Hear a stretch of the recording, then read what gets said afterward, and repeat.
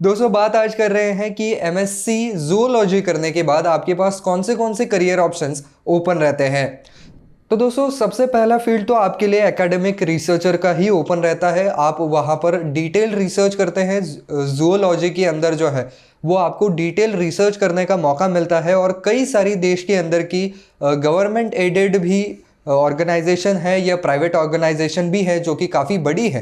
तो ऐसे जो रिसर्चर है उनको ये लोग काम पर रखते हैं, क्योंकि कई कंपनियां ऐसे भी हैं जो कि एनिमल रिलेटेड प्रोडक्ट्स बनाती हैं, तो उनको इस तरीके के रिसर्चर्स की बहुत ज़्यादा ज़रूरत पड़ती है। या गवर्नमेंट के भी कई सारे डिपार्टमेंट्स हैं जहां पर एनिमल हस्बेंड्री से रिलेटेड काम चलता है, तो उनको भी इस तरीके के रिसर्चर्स की ज़रूरत पड़ती है।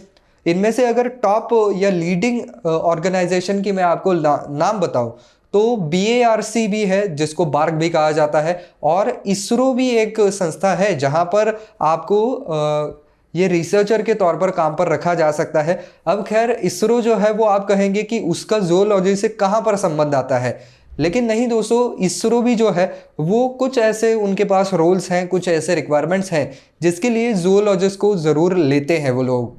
इसके अलावा दोस्तों आप एज ए एकेडमिक टीचर के तौर पर भी ज़रूर काम कर सकते हैं। तो यहाँ पर आपको कुछ नहीं है, नेट की एग्ज़ाम आपको क्लियर करनी पड़ेगी जो कि नेशनल लेवल की होती है।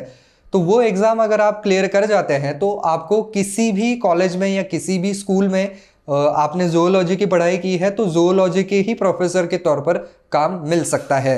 इसके अलावा दोस्तों अगर आप सारे वन्य जीवों के प्रति और फॉरेस्ट के प्रति खास रुचि रखते हैं तो आप इकोलॉजिस्ट भी बन सकते हैं। तो इकोलॉजिस्ट का काम ये होता है कि सारे वाइल्ड लाइफ से रिलेटेड डाटा ये लोग कलेक्ट करते हैं।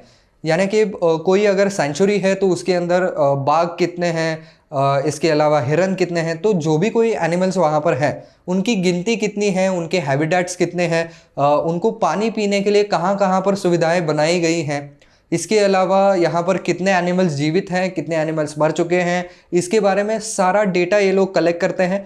तो कई ऐसी गवर्नमेंट बॉडीज़ हैं जो इन सभी का लेखा जोखा रखते हैं। तो आप इसके थ्रू फॉरेस्ट डिपार्टमेंट में यानी कि सरकारी नौकरी में भी जा सकते हैं।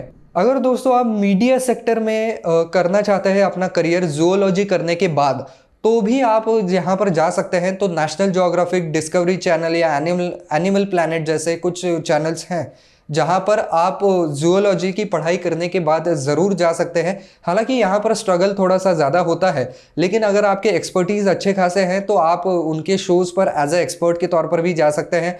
उनकी जो भी कोई डॉक्यूमेंट्रीज़ वगैरह होती हैं उनके अंदर आप उनको हेल्प भी कर सकते हैं। अपने खुद के एक्सपर्टीज़ के दम पर आप उनको आर्टिकल्स वगैरह भी लिख करके दे सकते हैं। या हम कहें कि आर्टिक सर्कल में या अंटार्कटिका में जो है वो जिस तरीके के एनिमल्स रहते हैं उनके ऊपर कई डॉक्यूमेंट्रीज बनाई जाती हैं, तो उनके ऊपर भी आप अपनी खुद की एक्सपर्टीज़ के आधार पर कुछ भी आर्टिकल्स जो है वो लिख करके दे सकते हैं, जो कि उनके शो के दौरान भी दिखाए जा सकते हैं। इसके अलावा आप एज अ साइंटिफिक राइटर के तौर पर भी काम पर लग सकते हैं। तो साइंटिफिक राइटर बनने के बाद जो है वो आप कई बड़े बड़े मैगजीन्स के लिए लिख सकते हैं, न्यूज़पेपर्स के लिए लिख सकते हैं। इसके अलावा कई सारी डॉक्यूमेंट्रीज़ होती हैं, टीवी शोज़ होते हैं। इसके अलावा कमर्शियल वेबसाइट्स भी होती हैं, उनके लिए भी आप लिख सकते हैं। तो ऐसे कई फील्ड्स में फिर आपको जो है वो ओपन रहते हैं दरवाजे, क्योंकि आपकी पढ़ाई वैसी हो चुकी है, आप उसके अंदर के एक्सपर्ट हैं, तो आप पूरा साइंटिफिक उनको लिख करके दे सकते हैं। तो इसकी वजह से आप एक साइंटिफिक राइटर के तौर पर भी ज़रूर काम कर सकते हैं। इसके बाद दोस्तों बारी आती है यहाँ पर एनिमल न्यूट्रिशनिस्ट की। तो आजकल ये इंडस्ट्री भी काफ़ी ज़्यादा डिमांड में है, क्योंकि एनिमल न्यूट्रिशनिस्ट अब देखिए वाइल्ड एनिमल के लिए भी हो सकता है और जो डोमेस्टिक एनिमल्स हैं उनके लिए भी हो सकता है। हमारे एनिमल्स को हमें किस तरीके का खाना देना चाहिए जिससे कि वो बिल्कुल चुस्त और तंदुरुस्त रहें, तो इसके लिए एनिमल न्यूट्रिशनिस्ट का काम काफ़ी ज़्यादा बढ़ जाता है। ये लोग इस तरीके के खाने वहाँ पर प्रिस्क्राइब करते हैं कि भाई आपका एनिमल अगर कमज़ोर है तो उसके अंदर किस तरीके की कमज़ोरी है ये भी ये लोग पता लगाते हैं, और उसके हिसाब से फिर खाना भी उनको प्रिस्क्राइब करते हैं कि ये खाना दीजिए, ये विटामिन इसके अंदर कम है, ये न्यूट्रिशनल वैल्यू कम है, जिसकी वजह से ये जो आपका एनिमल है वो वीक लग रहा है, तो ये चीज़ें आप खिलाएंगे तो वो फिर से चुस्त और तंदुरुस्त हो जाएगा। तो इसकी वजह से ये फील्ड जो है वो काफ़ी ज़्यादा फिलहाल डिमांड में है। इसके अलावा दोस्तों मरीन बायोलॉजिस्ट का भी आपके सामने जो ऑप्शन है वो ओपन रहता है। इसके अंदर आप मरीन लाइफ से बहुत ज़्यादा जुड़ जाते हैं। ओशन के अंदर जो भी पूरी लाइफ है उसके बारे में आप रिसर्च करते हैं, क्योंकि आज के ज़माने में आपको पता होगा कि सारे हमारे जो ओशंस है काफ़ी ज़्यादा पोल्यूट होने लगे हैं। और खैर हमारा जो टेम्परेचर राइज है, ग्लोबल वार्मिंग जो है और क्लाइमेट चेंज जो है, उसकी वजह से काफ़ी ज़्यादा मरीन लाइफ के ऊपर असर दिखने लगा है। तो इसकी वजह से काफ़ी बड़े पैमाने पर यहाँ पर रिसर्च चलते हैं और ये पता करने की कोशिश की जाती है कि क्या इफ़ेक्ट्स हो रहे हैं और उनको हम रिवाइज कैसे कर सकते हैं, उनको रोक कैसे सकते हैं। तो इसकी वजह से कई सारी कंपनियां हैं या कई सारी ऑर्गेनाइजेशन हैं जहां पर आपको काम ज़रूर मिल सकता है। इसके बाद बारी आती है एनवायरनमेंट कंसल्टेंट की। तो एनवायरनमेंट कंसल्टेंट जो है वो जनरली बड़े बड़े कंपनियों में हायर किए जाते हैं। ये एक डेस्क जॉब भी हो सकता है या सर्वे करने का जॉब भी हो सकता है। तो आपको पता होगा कि जब कोई बड़ी फैक्ट्री लगती है तो उसके इर्द गिर्द के एनवायरनमेंट को वो कहीं ना कहीं ठेस पहुंचाते हैं। तो फिर एनवायरमेंटल गाइडलाइंस क्या हैं, रूल्स एंड रेगुलेशंस क्या है, हम कैसे ज़्यादा से ज़्यादा हमारी फैक्ट्री को या हमारे प्रोजेक्ट को एनवायरनमेंट फ्रेंडली बना सकते हैं, इसकी तरफ इन लोगों को जो है वो काम करना होता है। और जो भी कोई गाइडलाइंस है उसके बीच रह करके हम हमारा प्रोजेक्ट कैसे साकार कर सकते हैं, इसके बारे में ये लोग कंसल्टेशन देते हैं कि भाई हमें ऐसे बदलाव करने चाहिए, वैसे बदलाव करने चाहिए, या कुछ छोटे मोटे बदलाव करके हम जो भी कोई गाइडलाइंस है उनको कंप्लाई कर सकते हैं। तो ये चीज़ें इनको करनी होती है।